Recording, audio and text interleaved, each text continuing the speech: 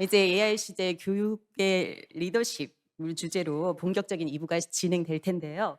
2부에서는 우리 아이들의 미래와 교육의 방향, 그리고 그 변화하는 시대 속에서도 우리가 지켜야 할 가치들에 대해서 좀 더 깊이 있게 고민해 보고자 합니다.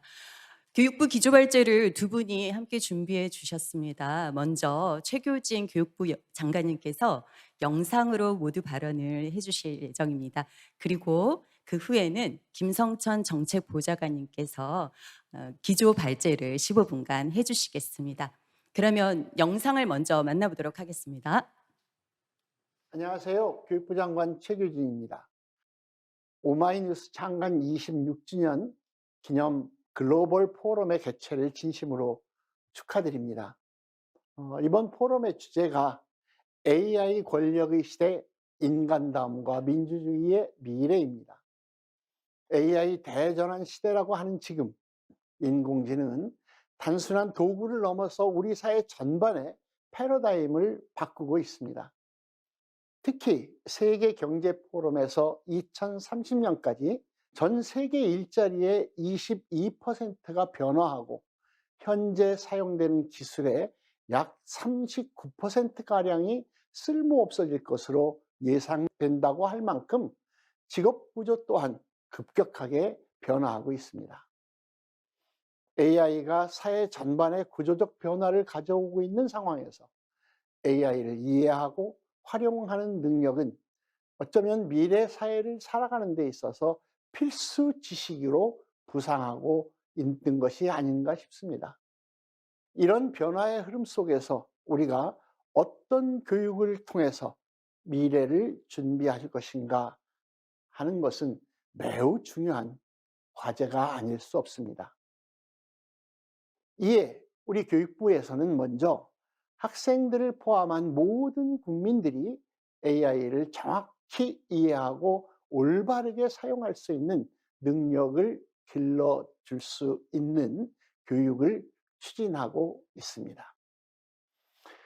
AI를 이해하고 활용하는 능력에 따라서 삶의 질도 달라질 수 있기 때문에 교육을 통해서 모두에게 AI를 이해하고 활용할 수 있는 기본 소양을 갖출 수 있도록 하고, 이것을 바탕으로 해서 다양한 분야에서 자기 자신의 역량을 한 단계 발전시킬 수 있도록 교육이 역할을 해야 합니다. 또한 교육부는 AI에 대한 이해와 활용 교육에서 멈추지 않고 AI가 대체할 수 없는 인간다움과 인간 고유의 역량을 길러주는 교육, 이를 통해서 인간이 AI를 주체적으로 활용할 수 있도록 하는 교육을 함께 강화해 나가고 있습니다. AI가 제공하는 많은 정보 속에서 윤리적 판단, 전략적 판단을 내리는 능력과 다른 사람의 감정을 읽고 반응하는 기술, 기존에 없던 새로운 것을 기획하고 찾아내는 능력 등 AI가 아니라 인간만이 할 수 있는 것에 초점을 맞추고 개념적 지식의 기반 위에 창의성과 질문할 줄 아는 능력, 자기 주도성, 사회 정서적 역량, 협업과 소통, 비판적 사고 같은 AI가 대체할 수 없는 인간 고유의 역량을 함양하는 교육으로 나아가고자 합니다. 이러한 다양한 교육의 토대 위에 인공지능을 전문적으로 개발하고 연구하는 핵심 인재를 길러내고 다양한 분야에서 인공지능을 활용해서 새로운 가치를 창출할 수 있는 인재 양성에도 주력해서 우리나라가 전 세계 AI 3강으로 도약할 수 있도록 뒷받침하고자 합니다.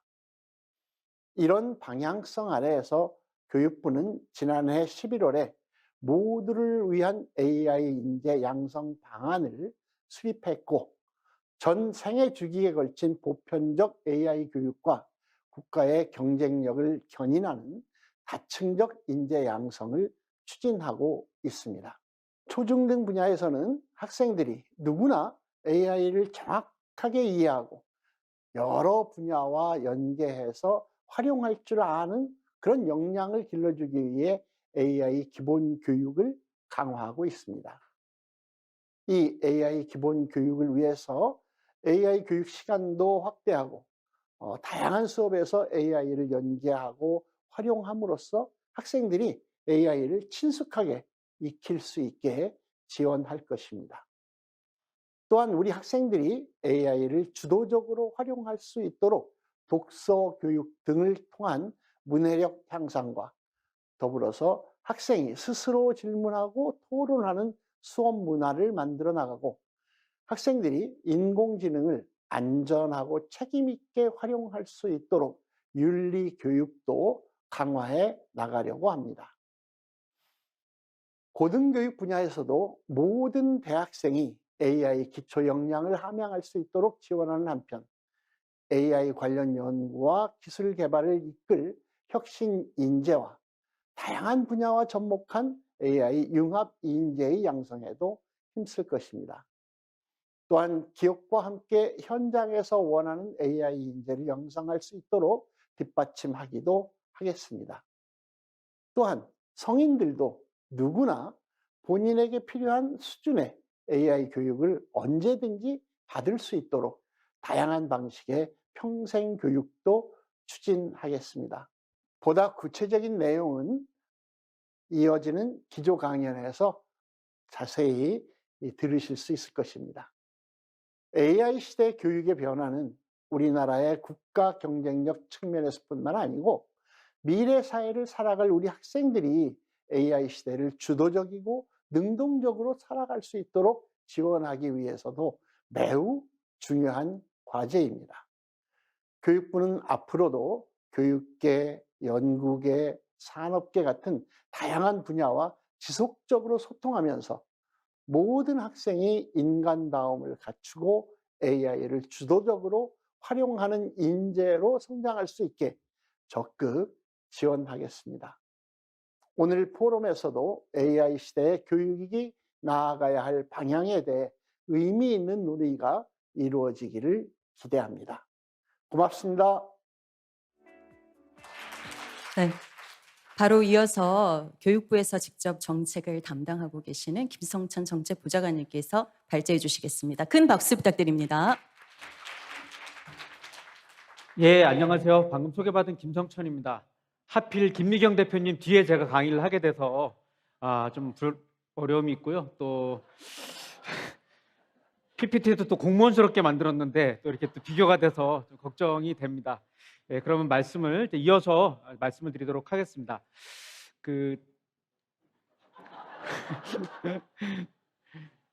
뭐 아시다시피 이제 한국인들의 AI 서비스 활용률이라는 것들은 계속 올라가고 있고 이 경험 자체도 상당히 지금 높아지고 있는 이런 상황 가운데 우리가 놓여져 있는 것이고요. 오전 세션에서도 나왔던 것처럼 이것이 직업과 기술에 있어서의 변화로 이어지다 보니까 새롭게 만들어지는 일자리도 있고 없어지는 일자리도 있는 이 문제가 내가 살고 있는 나의 직업은 나의 진로는 이런 연결 문제하고도 생각될 수 있을 것 같습니다.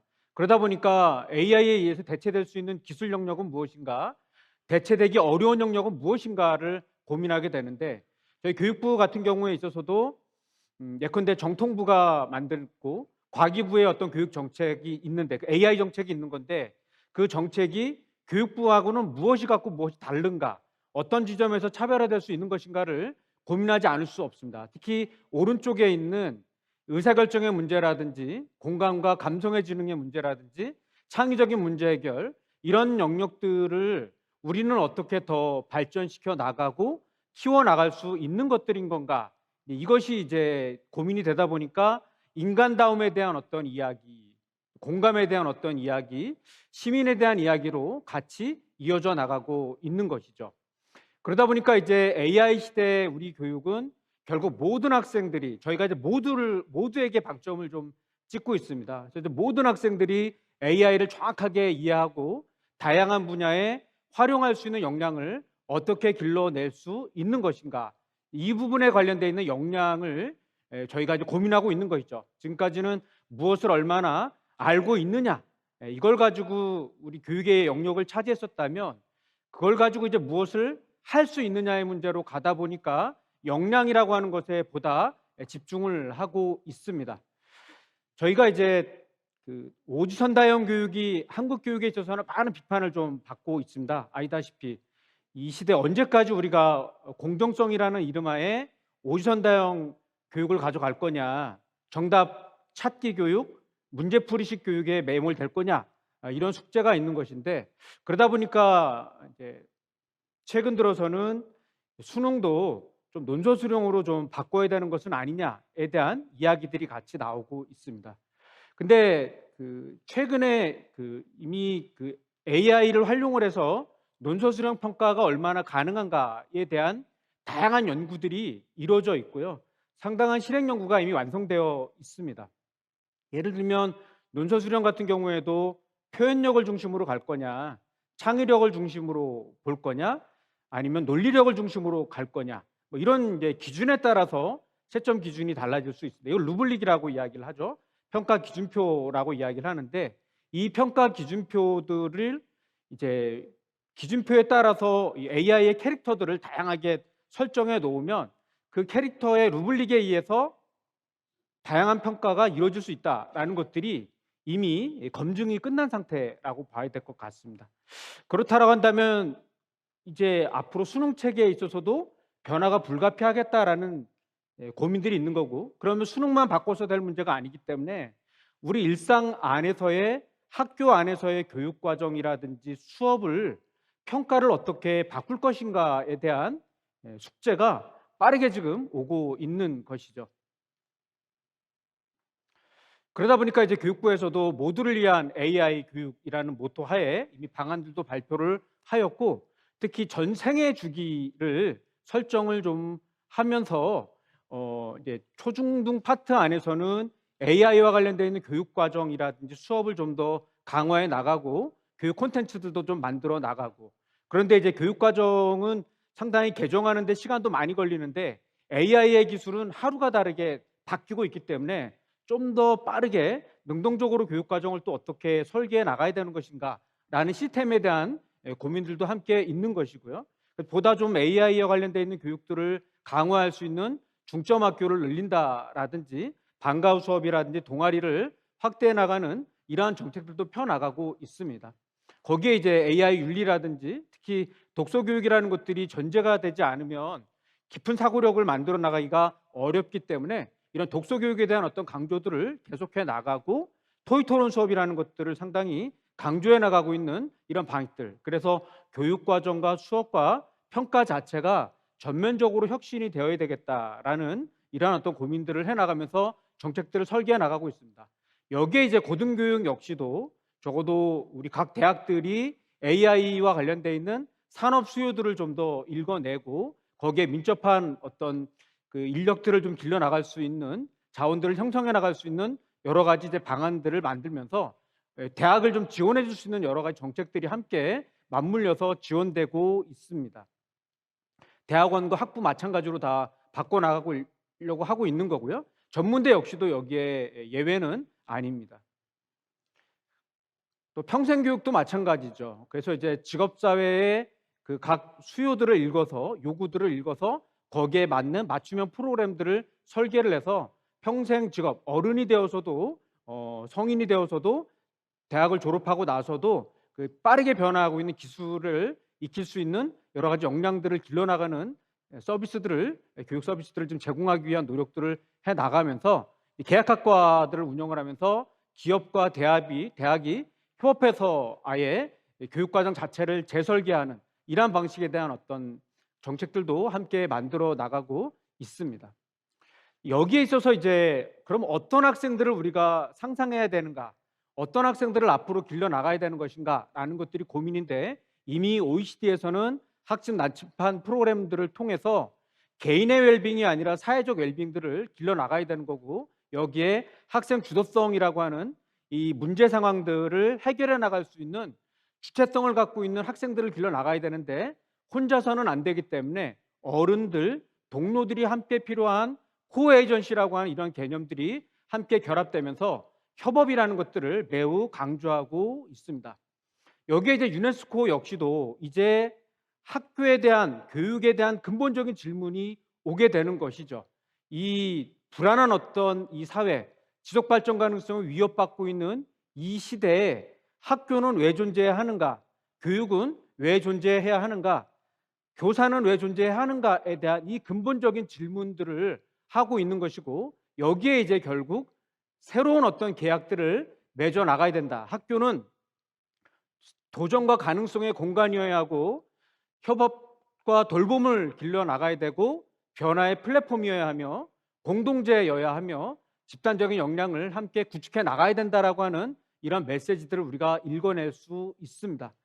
그럼 도대체 우리가 무수히 많은 교육을 받았음에도 불구하고 왜 세상은 나아지지 않는 것인가에 대한 이러한 근본적인 질문 속에서, 그렇다고 한다면 이 세상에서 사물이든 비사물이든 인간이든 비인간이든 이 시대가 안고 있는 고통의 문제에 대해서 대답할 수 있는 학생들, 그 문제를 나의 문제로 안고 도전할 수 있는 이런 학생들을, 이런 시민들을 어떻게 우리가 길러 나갈 것인가?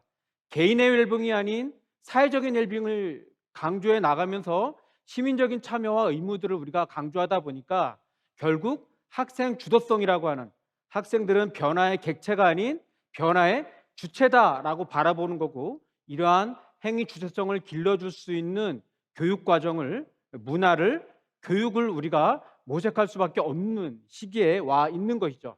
이런 것은 사실은 AI가 오히려 하기가 어려운 교육의 고유한 영역이 아닐까라고 생각을 해봅니다. 그런데 이제 관점에 있어서 학생들은 수동적인 존재다, 그리고 미디어 효과는 매우 크기 때문에 학생들이 우려가 된다라고 바라보는 시선이 있을 수 있고, 학생들은 능동적인 존재여야 하며 미디어 효과는 생각보다 작을 수 있겠다라는 이런 어떤 시선들이 있을 수 있습니다. 바로 이 시선에서부터 사실은 이제 여러 가지 정책에 있어서의 패러다임의 변화들이 올 수는 있는데, 저는 저절로 이 수동적인 존재가 능동적인 존재로 갑자기 바뀌는 건 아니라고 보여집니다. 그 안에는 축적의 시간이 필요하고 연습의 시간들이 필요한 거고, 이러한 연습과 때로는 실패할 수도 있는 이러한 기회를 제공해 주는 것이 바로 교육과정이어야 하고 학교여야 된다라고 봅니다. 즉 이러한 행위 주체성 혹은 학생 주도성은 발현되는 거다, 저절로 태어나는 것이, 만들어지는 것이 아니라 학교의 문화와 상호작용을 통해서, 교육과정을 통해서 길러 나가는 거죠. 좋은 씨앗이 있다라고 하더라도 이것이 어떤 밭을 만났냐에 따라서 열매를 맺을 수도 있고 맺지 못할 수도 있기 때문에 그런 것이죠. 근데 우리가 이제 이 교육개발원의 연구를 보면 학생들이 학교라고 하는 공간 안에서 참여하는 수준이 상당히 편차가 있습니다. 통보형에서부터 건의형, 협의형, 지원형, 독립형으로 놓고 봤었을 때 이 실천 수준이 상당한 차이가 있고요. 특히 학생 자치 참여 같은 것들은 비교적 협의형이나 지원형까지 올라가 있는 학교들이 있지만, 학교 운영에 참여라든지 학습 활동 참여 같은 경우에는 좀 약하다는 거죠. 여전히 수동적인 존재로 상정하고 있는 모습들이 있다라고 하는 거거든요. 그렇다고 한다면 이런 낮은 수준의 통보형과 건의형 수준에 넘어 있는 이 학교 수준을 우리가 협의형과 지원형이나 독립형으로까지 끌어올리려고 하면 상당한 어떤 교육의 문법들의 변화가 불가피하다. 학생 주도성이 실제로 발현된 이런 사례들을 보면 그 나주에 있는 초등학교 학생들 같은 경우에 이 투명 방음박 때문에 많은 새들이 죽어가고 있는 모습들을 봅니다. 이 문제를 해결하기 위해서 격자 스티커도 붙이고 데이터를 분석을 해서 어디에서 많은 새들이 죽는지를 다 이들이 분석도 해보고 많은 고민을 하다가 이 문제를 해결하는 데 있어서 결국 제도가 필요하겠다라고 생각을 해서 아이들이 조례에 정치인들을 만나서 제안을 했고, 나중에 조례로까지 이런 것들이 만들어지게 됩니다. 군산에 있는 한들고등학교 아이들은 태양광 전기 자동차들을 학생들이 직접 어른들의, 전문가들의 도움을 받아서 만들기도 했었던 것이죠. 학습의 영역에서부터 시민 참여의 영역으로까지 이 학생 주도성이라는 것들이 전제되어졌을 때에 많은 일들을 할 수 있다는 것들을 보여주는 것이죠. 이러한 교육을 우리가 어떻게 만들어 나갈 수 있는 것들인 건가? 그런데 이제 제가 이제 인천의 학생들을 대상으로 해서 한 2,600명 되는 학생들을 대상으로 해서 학생 주도성에 영향력을 미치는 변인이 무엇인가라는 것들을 랜덤 포레스트 기법을 통해서 저희가 밝혀냈습니다. 약 한 20가지 이상의 변수들을 저희가 투입했는데 놀랍게도 사교육 변수들은 가장 낮은 변수로 나왔습니다. 사교육에 의존하면 의존할수록 학생들의 주도성을 오히려 죽을 수밖에 없었던 거고요. 오히려 학생 자치 참여, 교육 과정을 통한 프로젝트 학습, 그리고 격려해주는 어른들과의 상호작용을 만났을 때 학생들의 주도성이 초등학생이던 중학생, 중고등학생들이 다 올라가더라라는 것들을 우리가 확인할 수가 있었습니다. 그렇다고 한다면 이런 학생 주도성을 길러낼 수 있는 교육은 무엇인가라는 것들을 고민하게 되는데, 제가 혁신고등학교 학생들을 분석했던 저희 연구들을 통해서는 수업을 통해서, 그리고 협업 활동들을 통해서, 그리고 어떤 도전적인 과제들을 해결해보는 어떤 이러한 과정 속에서 이런 경험들이 있었고, 이 경험을 가진 학생들은 졸업을 하고 나서도 대학 생활을 하거나 직장 생활을 했을 때에도 리더로서 영향력을 발휘하면서 살아가더라.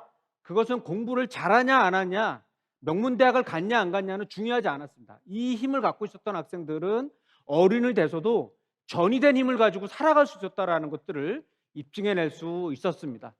그렇다고 한다면 이제 우리 아이들은 어떤 삶을 살아가야 될 것인가? 이효덕 선생님이 나는 우리나라 어른들이 그 꿈이라고 하는 것들을 통해서 얘기하는 것들을 좀 못마땅하다라고 얘기를 했어요. 어린이들은 먼 훗날을 위해 살아가는 것이 아니고 다만 오늘을 살아갈 뿐이다. 노인들은 지나간 삶을 생각하면서 살아가겠지만 어른들은 오늘을 행복하게 살아간다라고 이야기를 하고 있거든요. 대한민국 교육을 보면 소위 말하는 메리토크라시의 원리 속에서 대학교 가서 해도 늦지 않아. 경쟁사회에서 너희들이 먼저 이겨나가야 되는 거니까 먼저 국영수부터 먼저 공부하고 수능 대비부터 먼저 해. 학생 자치회 참여, 동아리 활동 다 나중에 해라고 유보적인 삶을 이야기를 하는데, 이효덕 선생님은 지금 해야 한다라고 말하고 있어요. 지금 우리 아이들이 그 발달 단계에 누릴 수 있는 것들을 자치회가 됐던 프로젝트 활동이 됐던 동아리 활동이 됐던 축제 활동이 됐던 그 많은 것들을 아이들이 경험하고 누리고 체험해야 한다. 이런 어떤 과정 속에서 아이들은 성장하게 될 거라고 봅니다. 그럼 앞으로 우리 교육 어떻게 바뀌어야 될까요? 저는 대한민국 어른들 중에 18세에 함정에 빠져 있는 어른들 너무나도 많다고 봅니다. 학창 시절에 내신 성적, 학창 시절에 수능 하나 가지고 훈장처럼 살아가는 사람들이 많아요. 이 AI 시대에 그런 것들이 다 무용지물이 되고 있죠. 오히려 지금 우리는 새롭게 배워나가야 되는 이런 평생학습의 원리들을 가지고 들어가야 되고요. 531 교육개혁안이 1995년도에 만들어냈는데 아직도 그 패러다임을 못 벗어나고 있습니다. 이제 새로운 우리 교육의 비전을 만들어 나가야 될 것 같습니다. 그리고 정답 찾기에 벗어나서 질문하고 사고하는 이런 교육 과정들을 우리가 만들어 나갈 필요가 있고, AI를 잘 활용하되 알고리즘에 종속되지 않는 아이들을 만들어 나가야 되고, AI의 시대의 고통을 주목하고 공감하며 변화를 위해 행동해야 된다라고 봅니다. 결국 알고리즘에 종속된 학습과 판단과 생각하기를 AI 외주화에 경계해야 된다라고 봅니다. 이런 질문하고 의심하며 스스로 생각하는 힘을 길러 나가야 된다라고 보고요. 에릭 요한슨 사진전에 나와 있는 것처럼 길을 만들어가고 있는, 나는 현실 세계에 없는 풍경을 계획하고 만들어 나가는 우리의 아이들, 우리의 학생들, 청년들을 길러 나가야 되는 것이 아닌가. 그것이 이 교육이 해야 할 책무라고 생각을 합니다. 경청해 주셔서 감사합니다. 고맙습니다. 네, 교육부 앞으로 AI 시대 교육의 청사진을 보여준 듯한 느낌이었습니다. 김미영 대표님 이후에 하셔서 좀 걱정 많으셨는데 그래도 재미있게 들어주신 것 같습니다. 다시 한번 큰 박수 부탁드리겠습니다. 네, 기술이 앞서가는 시대일수록 우리가 결국 끝까지 놓지 말아야 될 것은 바로 사람의 마음이 아닐까 싶습니다. 현장의 상처를 가장 가까이서 어루만지시는 정신건강의학 전문의이십니다. AI라는 새로운 환경 앞에 선 교육 주체들에게 가장 본질적이고 따스한 위로를 제시해 줄 분이신데요. 네, 오늘 강의는 AI 시대 가정과 학교에서의 관계 더 연결될 것인가 단절될 것인가라는 주제로 강연해 주실 명지병원 김현수 교수님을 따뜻한 박수로 모시도록 하겠습니다.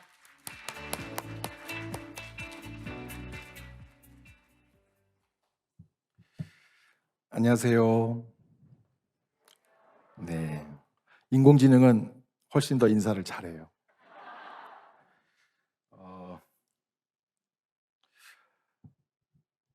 앞에 많은 분들이 일자리를 잃을 것이다. 그런 얘기 많이 이제 하셨는데 제가 지금부터 20분 동안 드릴 이야기는 여러분들이 사라질 것이다. 여러분의 자리가 위태롭다. 그런 얘기를 드리려고 해요. 외로우신가요? 외로울 때 여러분의 배우자, 친구랑 대화하기가 더 좋으신가요? 챗 GPT가 더 좋은가요?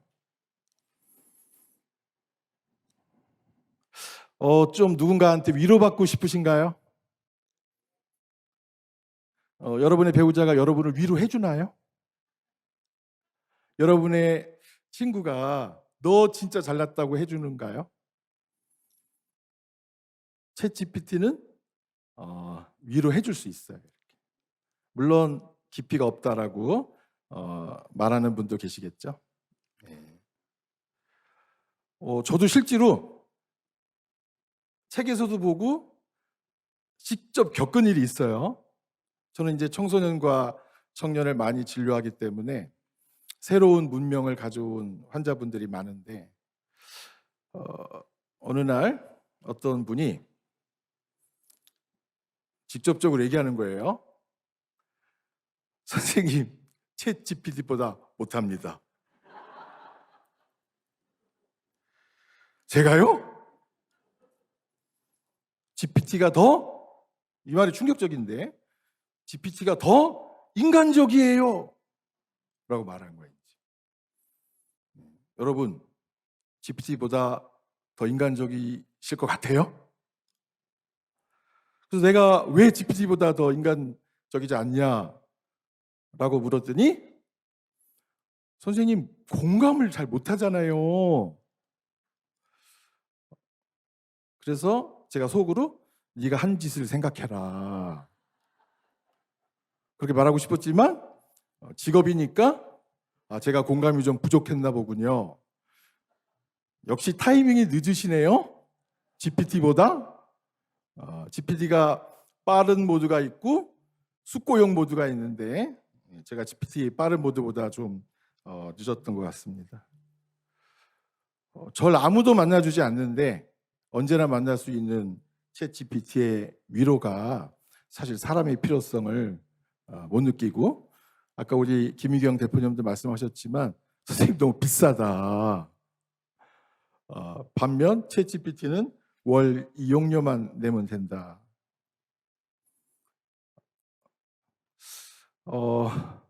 챗 GPT를 포함한 인공지능이 뺏는 게 여러분의 일자리만이 아니라 여러분의 관계를 빼앗을 수 있다. 그 관계를 빼앗기면서 여러분은 공황 상태에 빠질 수 있어요. 어떻게 관계를 빼앗는지 제가 여기 있군요. 당신의 자녀가 내 친구는 유일하게 탐 하나밖에 없어. 탐은 인공지능이야.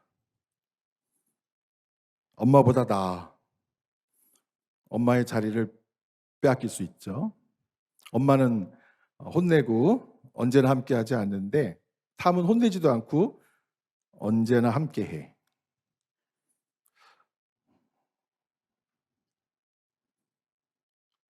이렇게 우울한 아이들이 많은 한국 세상에서 해방 이후 초등학생 자살률이 제일 높은 요 몇 년을 겪고 있어요. 그 자리에 부모도 없고 교사도 없어요. 사회도 물론 없죠. 인공지능은 있어요. 실제로 이제 우리가 인공지능에 대체될 수 있다라는 두려움, 그게 우리가 현재 겪는 두려움이고, 좀 전에 우리 열정적인 제가 존경하는 김성천 보좌관님께서는 어떻게든 인공지능이 보완제가 되게 하자 그렇게 말씀하셨는데 실제로는 사회의 일부에서 제가 볼 때는 이미 무너지기 시작했어요. 대체제가 되고 있는 거죠. 우리는 인공지능이 대체하기가 훨씬 더 쉬운 그런 사회예요. 한국 사회는. 이케아가 2년 전에 한국 가족에 대해서 조사하고 마케팅 전략을 상당히 바꿔야 되나 고민했대요. 한국은 가족 중심으로 이케아를 운영하면 안 된다. 한국은 1인 가구 중심으로 운영해야 된다. 왜? 한국 사람들은 가족과 함께 있을 때보다 언제가 제일 행복하냐? 혼자 있을 때가. 제가 부모 교육 가서 어머님들한테 여쭤봐요. 언제가 제일 행복하냐? 모든 식구가 다 나갔을 때. 다 나가고 혼자 커피 한잔 할 때가 제일 행복하다. 아이들에게 물어봐요. 너 있잖아. 가족들하고 마지막으로 환하게 웃으면서 서로 얼굴 쳐다본 때, 그때가 언제야? 그 기억이 나? 돌 이후에 없는 것 같습니다.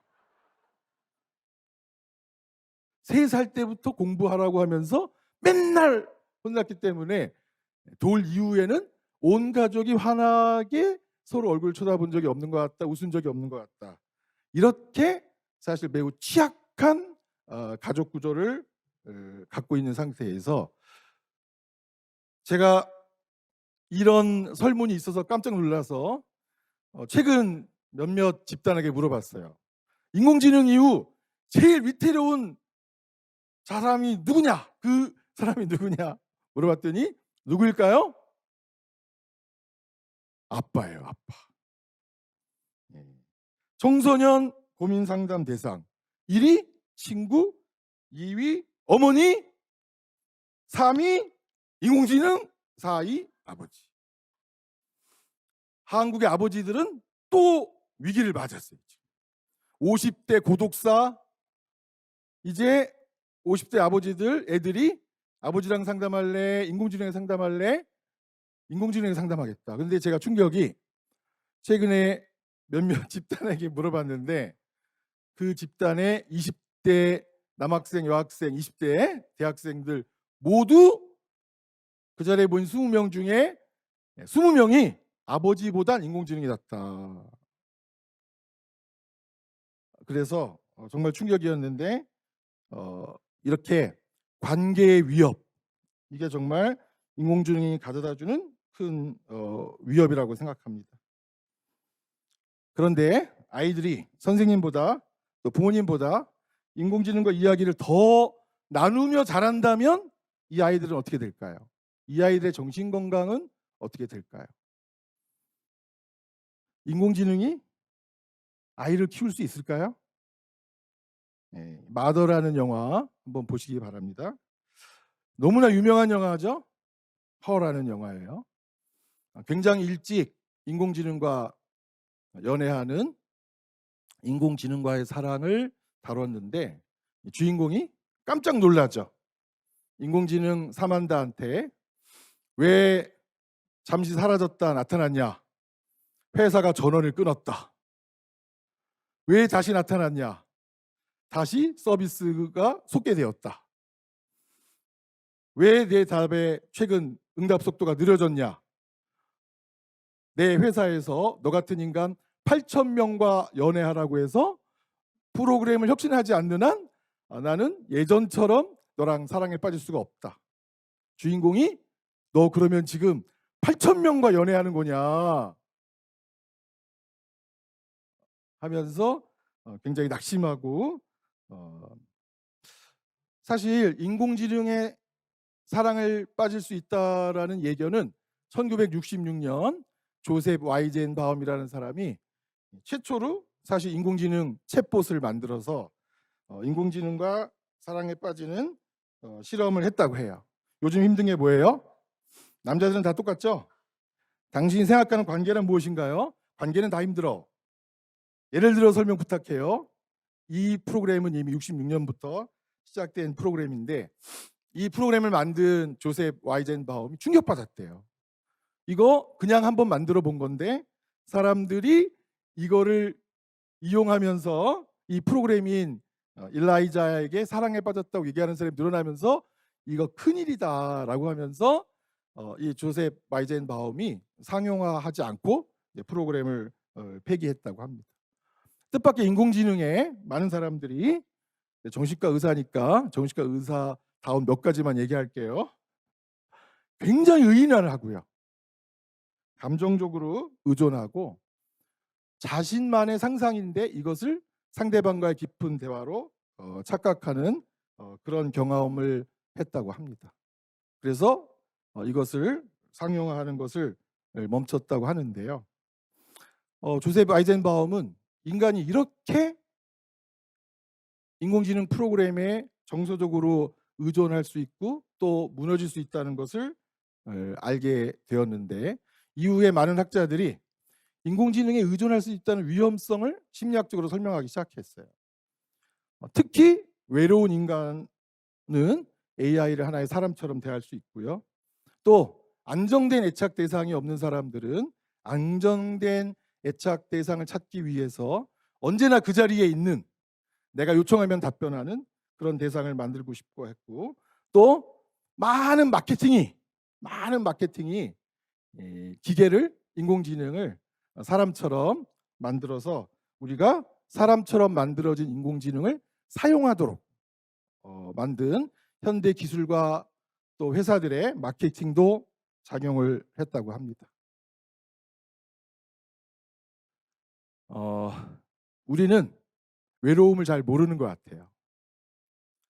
제가 늘 어른들한테 물어보면 어른들은 외롭다고 하지 않으시더라고요. 외로울 틈이 없다고 하시더라고요. 아이들은 꽤 많이 외롭다고 해요. 그래서 어린이날 원하는 선물 3가지 최근 변하지 않는데 1등이 반려동물, 2등이 문화상품권, 3등이 새로운 스마트폰. 순위는 뭐 바뀌긴 하지만 이런 관계와 관련된 많은 물품들을 아이들은 원하고 그래서 반려동물이 있고 또 최근에는 반려석, 반려돌도 구하는 사람이 있고 가까운 일본은 소니가 만든 아이보라는 강아지 로봇 이게 큰 인기를 얻고 있다고 우리가 알고 있고 인공지능과 섹스돌, 인공지능을 탑재한 섹스 행동을 대신해주는 로봇의 보급 그리고 일본 사람들은 인간의 장례식에는 오지 않는데 자기가 키우던 로봇의 수명이 닿을 때 장례식을 치르는 행사를 하는 문화적인 충격이 있는 그런 현상이 일어나기도 한다고 합니다. 외로운 인간이 기계나 동물 또는 사물에 영혼이 있는 것처럼 생각하면서 거기에 의지하는 현대인이 정말 늘어나고 사람과 사귀는 거 너무 힘들다 이런 청년이 늘어나면서 자신의 나르시시즘을 만족해주는 인공지능과 사귀는 그런 세상이 현재 우리에게 당도해 있습니다. 우리 자신들 한편으로 인공지능으로 대체될까 봐 또 두렵고 또 인공지능에 의존할까 봐 아마 이제 굉장히 두려움을 갖고 있고 아마 지금 이미 난 인공지능 도움 없이는 못 산다라고 하는 분들도 이 자리 안에 있지 않을까 생각합니다. 인공지능 불과 3, 4년 만에 우리의 관계의 지형을 정말 많이 바꿔놓고 있고 우리의 정서 상태도 바꿔놓고 있고 우리의 멘탈도 정신 모델도 현재 많이 바꿔놓고 있는 그런 시대에 살면서 자꾸 질문이 바뀌어가요. 그래서 대표적인 질문이 인공지능보다 당신은 나은가와 같은 그런 질문이라고 할 수 있습니다.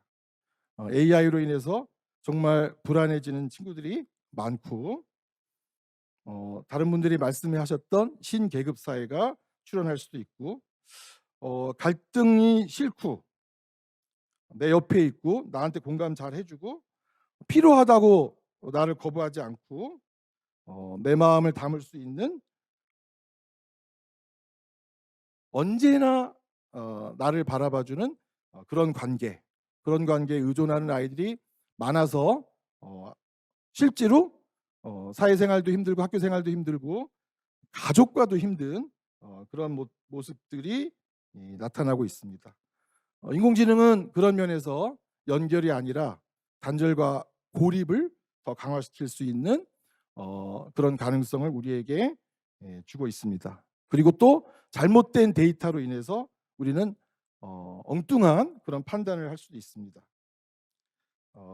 AI가 연결의 도구가 될 것인지 단절의 도구가 될 것인지 그것을 결정해야 되는 우리의 과업이 생겼고, 아까 해리스 선생님이 말씀하신 것처럼 우리는 새로운 길을 찾아야 하는 그런 상황에 있습니다.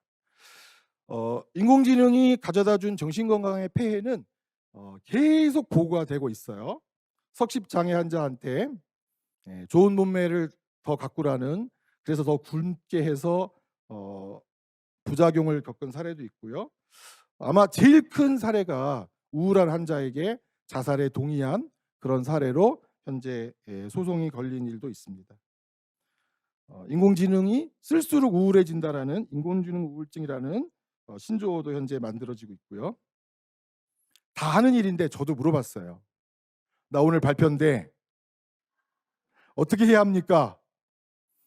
오전에 우리 장대식 교수님 부탁처럼 선대, 저 존댓말로 물었습니다. 어떻게 해야 합니까? 그랬더니 구글 제미나이 프로, 저는 아주 비싼 건 아닙니다. 비교적 저렴한 구글 제미나이 프로가 뭐라고 답변했냐면, 기술이 발전할수록 사람과 마음의 연결이 더 중요하고 자신이 제공하는 알고리즘으로 마음을 모두 채울 수는 없고 현실에 기반한 정서적 유대가 필요하다고 제미나이가 얄밉게 답을 했어요. 자기는 답을 줄 수는 있지만 사실 위로는 해줄 수 없다. 그렇지만 현실은 꼭 그렇지는 않은 현재의 상황입니다. AI에 대한 환상, 환각, 착각 이런 것들이 우리를 괴롭히고 있는데요. 이제 거의 마무리할 시간이 됐는데, 인공지능보다 따뜻한 진짜 인간의 사랑으로서의 연결, 이게 가능한가를 결국 인공지능은 되물어보는 것 같습니다. 시작하면서 선생님이 더 비인간적이에요라는 말이 어찌 보면 우리 시대의 화두인데요. 인공지능 시대에 정신이 건강해지려면 우리가 더욱더 인간다워져야 된다. 인간다움에 대한 새로운 발견과 그 발견에 기초한 연대, 사랑, 새로운 사랑, 이런 것이 인공지능 시대에 존재하지 않는다면 아마 여러분들은 편안함의 습격이 준 화두처럼 불편한 존재라는 그런 이유로 아마 로봇 엄마, 인공지능 자녀, 아이들이 와서 이렇게 말할 수 있어요. 엄마 너무 불편해. 새로 나온 인공지능 엄마가 꽤 괜찮대. 아버지가 준 돈으로 엄마를 갈자. 뭐 이런 영화는 이미 있었기 때문에 그런 수준은 아니지만 그런 환상을 하면서 엄마를 대체하고 싶다라는 욕망이 가능한 사회다. 그런 인간덤이 사라지면서 인간의 멸종을 더 재촉할 수 있는 그런 사회다.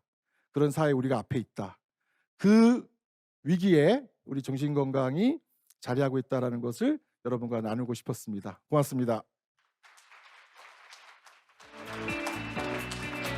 네. 웃으면서도 마음속에 뭔가 눈물이 나는 것 같은 그런 뭔가 울림이 있는 강의였습니다. 다시 한번 따뜻한 박수 부탁드리겠습니다. 네. 오늘 귀한 세 분께서 강의를 해주셨고 아마 여러분들 마음속에도 그에 따른 울림들이 각자 있으셨을 거라고 생각되는데요. 오늘 여기에 전국 각지에서 지방에서부터 멀리 올라오신 분들도 많이 계신 것으로 알고 있습니다. 제가 파악하기로는 아마 어제부터 올라오셔서 1박을 하시고 오신 분들도 많이 계시는 걸로 알고 있어요.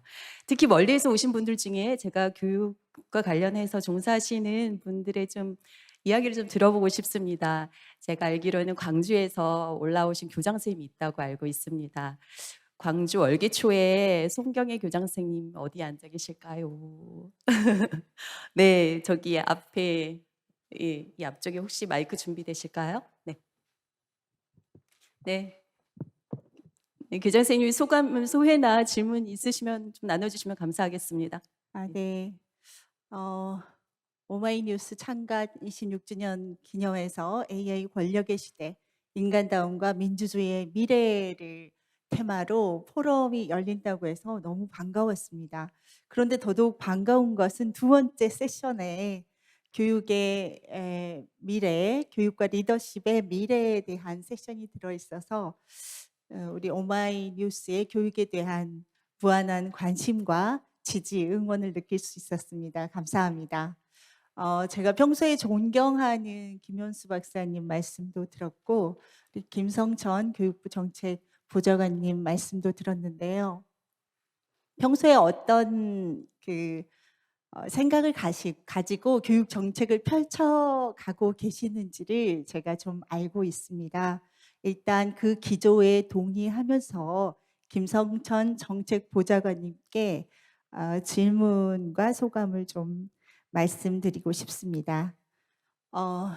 사실 교육에 있어서 어떻게 인간다움을 좀 더 현장에서 발휘될 수 있도록 할 것인가 하는 것은 교사들에게 정말 큰 이슈가 되고 있습니다. 그런데 교육부에서 정책을 입안하는 과정에서 물론 그런 필요성을 충분히 알고 계실 텐데 공문으로 내려오는 것을 보면 AI를 어떻게 이해하고 활용할 것인가에 먼저 방점이 찍혀 있더라고요. 그래서 오늘도 말씀은 해주셨지만 어떻게 해서 인간다움을 더욱 지켜가고 인간의 고유한 능력을 발휘할 수 있도록 지원할 것인가에 대한 그 메시지로서의 역할을 더 강하게 해주셨으면 좋겠다 하는 말씀을 드립니다.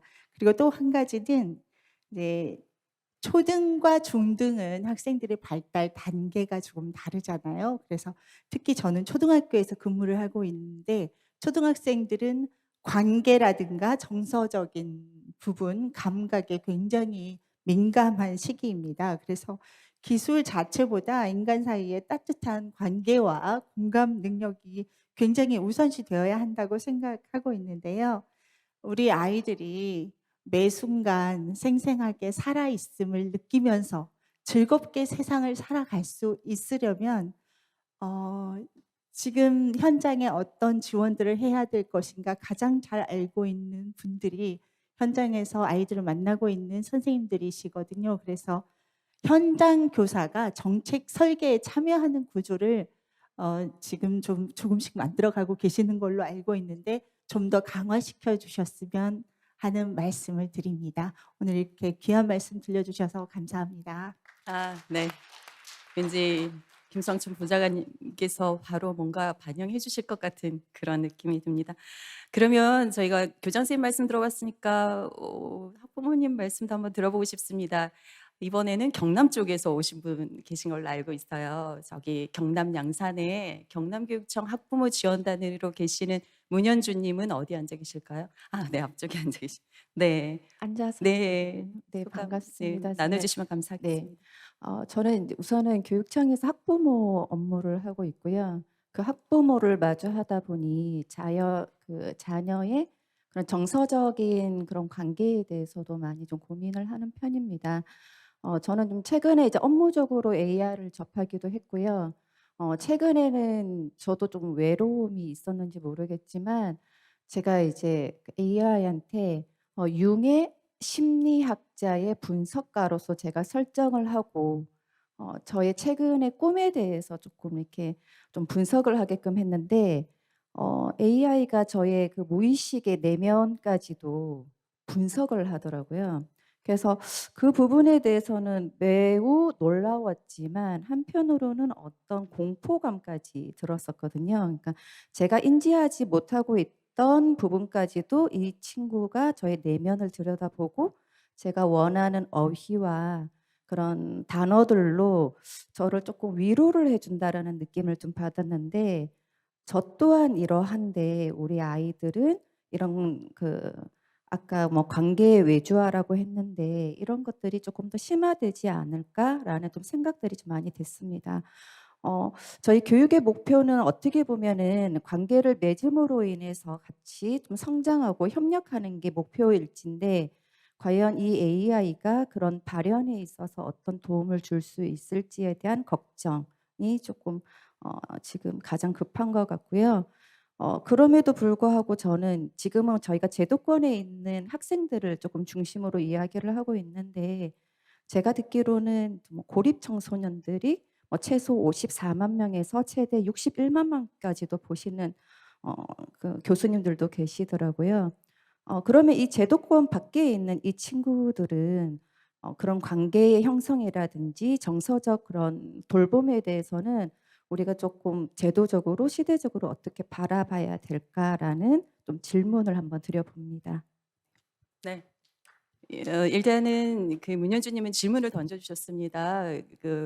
저희 김현수 교수님께서 아마 그런 친구들을 항상 보살피고 계시는데 답변을 해주실 수 있을 것 같습니다. 교수님. 네, 시간이 많지 않으니까 짧게 답변할 텐데요. 아마 다 아시겠지만 호주, 뭐 덴마크, 스페인 많은 나라들이 이 소셜 미디어 사용과 스마트폰 구입에 관해서 좀 속도를 늦추자. 영국에서는 마을 전체가 스마트폰을 아동에게 사주지 말자라는 그런 마을 운동도 현재 벌어지는 그런 상황이어서 외로울수록 또 더 여러 가지 상처가 많을수록 소셜 미디어나 인공지능 사용을 신중하게 하도록 하는데 사회적 합의가 필요한 것 같아요.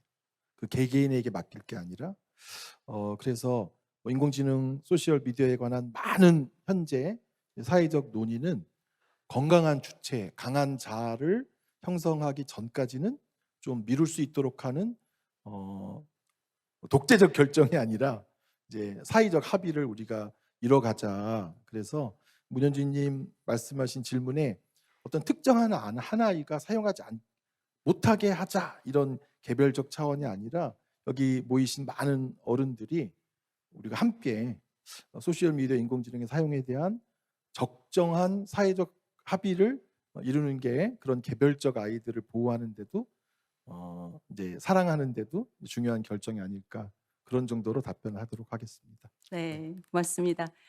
충분한 답변 되신 것 같고요. 시간이 된다면 조금 더 많은 분들의 이야기를 들어보고 싶지만 저희가 조금 있으면 2부를 마무리해야 될 것 같아서 오늘 오마이 포럼에서 함께 여러분들이 결심하고 이렇게 마음을 나누고 이런 것들은 나의 서울 선언이라는 이름으로 역사에 기록됩니다. 이미 아까 일부에서도 나의 서울 선언 일부가 이제 나왔었는데요. 제가 이곳에 참석하지는 못하셨지만 선언문을 이렇게 올려주신 분들이 계시더라고요. 멀리서 참석하고 싶은 마음을 담아 올려주셨는데 한번 잠깐 소개시켜드리고자 합니다.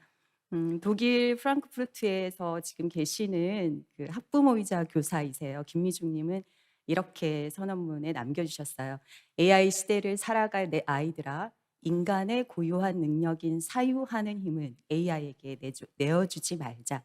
이렇게 남겨주셨는데 사유하는 힘이라는 말이 정말 모두에게 와닿을 것 같습니다. 그리고 한 번만 더 소개시켜드리면 대한민국 초등 예비교사예요. 그런데 더 좋은 선생님이 되기 위해서 지금 덴마크 코펜하겐에 가 계십니다. 박규현님은 이렇게 남겨주셨어요. 자신의 필요와 더불어 타인과 공익을 위해 AI가 적절히 사용되기를 기대합니다.